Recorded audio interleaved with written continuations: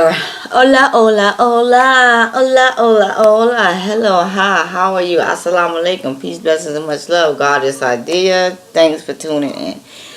This video is about an article that I pulled up that's talking about low self-esteem and relationships. And the reason why I want to read this article because when I was suffering from a major depressive episode some years ago, over a decade ago, and I was in counseling, and the counselor asked this question. We need to get to the bottom of why you chose two violent men. So let me just give you a little short history. First husband was emotionally abusive. He did beat up on me throughout a marriage, but he was emotionally abusive. But he did, there was an incident where he tried to physically harm me with a knife. He was arrested and he did time in jail for that. He has since came home. He lives in another state, got his life together, took accountabilities for his actions, got counseling for it, and we on good terms because we do share 3 kids together. We speak, and I forgave him and myself, and we on good terms. And then the second husband, who committed a violent act upon someone on the street, and he did time for it, but he emotionally abused me because cheating is considered emotional abuse. But I'm on good terms with him too. We are still legally married, but we're not together. But we are working on the healing of our marriage.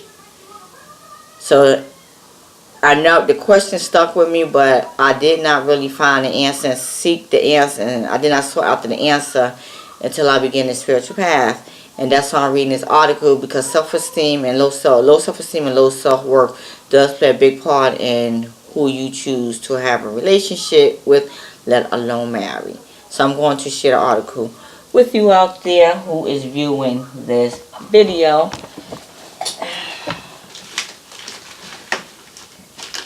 They done stole my lighter, so I can't light an incense right now because my lighters disappeared. So let me share the video. Self-esteem is a very important component within a healthy relationship. People who have low self-esteem tend to wreck their relationships. People with low self-esteem have difficulty believing that they are unconditionally loved and accepted by their partners. They tend to hold back from fully committing themselves in their relationships or from making themselves vulnerable. They tend to engage in other types of behaviors that are unhelpful for relationships. Example, testing their partner's love.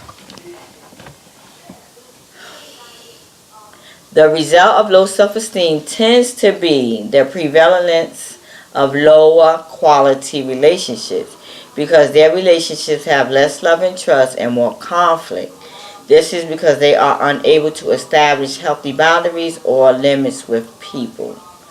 People with low self-esteem come to relationship with a variety of irrational thoughts, emotions, and actions, all of which lead people to lose themselves in relationship with others. This loss of self into others leads to a loss of personal internal conflict. They become victims to being controlled by how others think, feel about, and act towards them. Personal vow. La, la, la, la, la, la, la. Okay, I said personal vows. In order to have a healthy relationship, it is required that both parties feel confident about their voice and their personal vow. If those components are missing, it can take a tremendous toll on one's emotional well-being. Self-esteem and self-worth.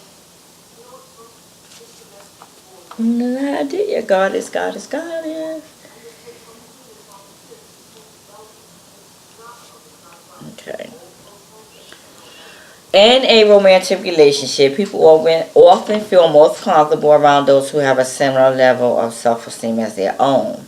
This means subconsciously people with low self-esteem will attract others with low self-esteem. It is said that we attract who we are, not what we want. We attract who we are, not what we want. A person with low self-esteem often also has low self-worth. Even if they don't verbalize it, they do not act as if they feel they are good enough to be loved. This lack of self-worth is born from a lack of self-love. If you don't truly love and accept yourself, then you cannot truly accept love and acceptance from others. The lack of self-love can lead to a state of emotional deficiency. This occurs when you are unable to create feelings of love and acceptance within yourself. Instead, you look to others as a source of approval. Lack of self-love causes you to see people not for who they really are, but for what they can or cannot do for you. In this state, your ability to love will remain emotionally immature and undeveloped because what you have to give in return is not love, but rather your unfulfilled needs because you're looking for your needs to be met. Low self-esteem creates lack of connection and trust. Low self-esteem destroys relationships because this kind of insecurity creates a disconnect between yourself and your partner. An example may be, please call me every night at 10 p.m. because otherwise I will worry. The subtext to this, I'm worried that you're going to cheat on me. No adult should have to hold themselves accountable to that kind of disrespect. That sort of accountability is for children, not for adults in a relationship. A person trying to have this type of control in a relationship is really suffering from low self-esteem. They need to control the situation because they need to control you. Their need to control you is because they don't trust that you love them enough to control yourself. Which begs the question, if the only way to keep your partner from losing control is this level of hyper-vigilance, then maybe you are in the wrong relationship. It comes a point in time within a relationship that you need to believe that you are with someone who cares about you and respects you enough to not hurt you. When you trust someone, you open yourself up to the possibility that you might get hurt. And then the article goes on to say that most people who are faithful do so because of low self-esteem.